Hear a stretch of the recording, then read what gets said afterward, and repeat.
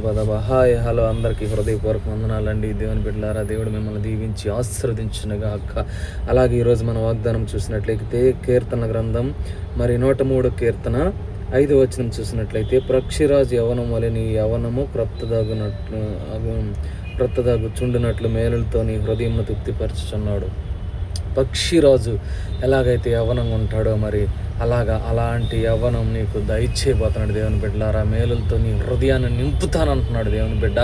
నేను దేవుడు దీవించి ఆశీర్వదించి సమృద్ధిగా దీవించునుగాక, నీకు అద్భుతం జరుగునుగాక, నీకు రక్షణ కలుగునుగాక, వెలుగు ఉదయించునుగాక, నిన్ను అభిషేకించి దీవించి ఒక క్రొత్త అద్భుతాలు నీ పట్ల కార్యం చేయబోతున్నాడు దేవుని బిడ్డలారా. దేవుడు మిమ్మల్ని దీవించి ఆశీర్వదించి మీ పనులతోడై నడిపించునుగాక, నీ రాకపోకలు నడిపించునుగాక, నీ ప్రతి ఒక్క అవస్థ యేసునామమున తీర్చబడునుగాక. దేవుని రాకడకై నువ్వు సిద్ధపాట్లు ఉందుగాక.